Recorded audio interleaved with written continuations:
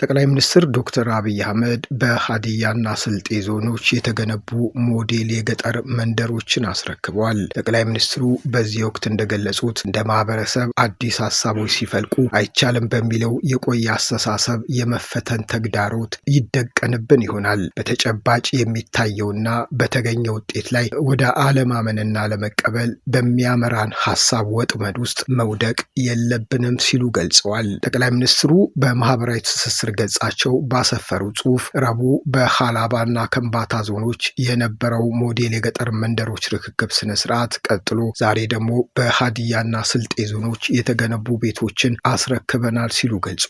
ባለሶስት መኝታ የመኖሪያ ቤቶቹን ለማብሰል የሚያገለግል የባዮጋዝ መሳሪያ፣ የፀሐይ ኃይል ማመንጫ፣ የዶሮ ማርቢያና የተለየ የእንስሳት በረት የተሟላላቸው ናቸው። መርሃ ግብሩ በተመጣጣኝና አነስተኛ ወጪ ከአካባቢ በሚገኙ ግብዓቶች የተሻለ መኖሪያ ከማስገኘት አንጻር ለገጠሩ ማህበረሰብ ብልጽግና ያለንን ህልም የሚያሳይ ነው ሲሉ ጠቅላይ ሚኒስትር ዶክተር አብይ አህመድ ገልጸዋል። እንደ ማህበረሰብ አዲስ ሀሳቦች ሲፈልቁ አይቻልም በሚለው የቆየ አስተሳሰብ የመፈተን ተግዳሮቶች ይደቀንብን ይሆናል ያሉት ጠቅላይ ሚኒስትሩ ይሁንና በተጨባጭ የሚታየውና በተገኘ ውጤት ላይ ወደ አለማመንና ለመቀበል በሚያመራን ሀሳብ ወጥመድ ውስጥ መውደቅ የለብንም ብለዋል። ዜጎች ለውጥ እንደሚቻል ሀብቶቻችንን ወደ ትክክለኛ የቅድሚያ ትኩረቶቻችን ካዋልንም ማህበረሰብን በእርግጥም ማሻገር እንደሚቻል ማመን ይገባል ነው ያሉት ጠቅላይ ሚኒስትሩ።